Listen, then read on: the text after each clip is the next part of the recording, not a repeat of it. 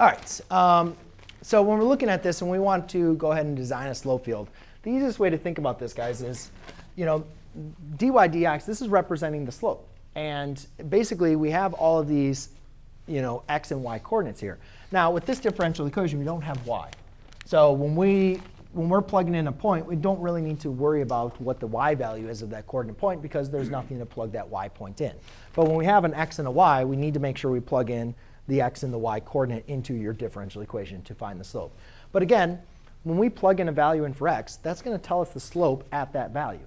So a couple different ways to do this is you could just randomly kind of choose, pick points. Like these are all coordinate points here, right? You could just randomly kind of choose coordinate points and plug them in and see what the slope is. A couple things is sometimes to be a little strategic.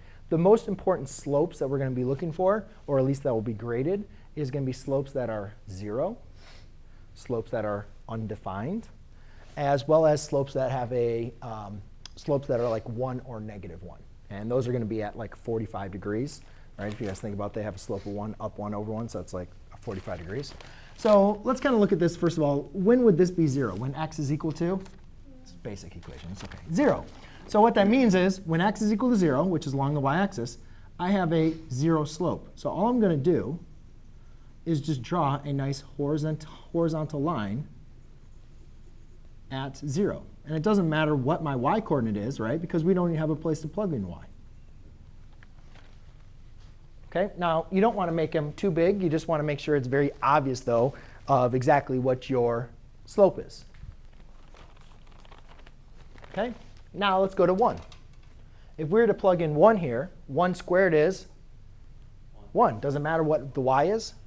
No. So again, you're going to want to be very careful. Just try to do a perfect 45-degree angle here, because you're not really going to be going too much farther off of that. We will get to some different slopes. But pretty basic, guys. It doesn't matter. Whenever I plug in 1, I kind of have the same direction. OK? Now let's go to 2.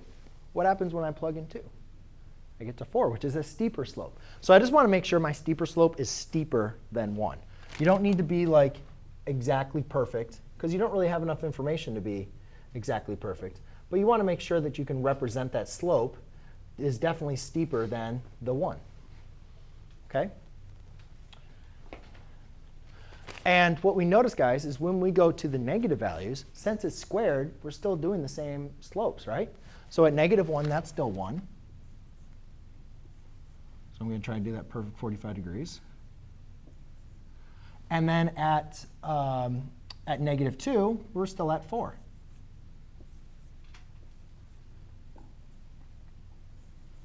OK?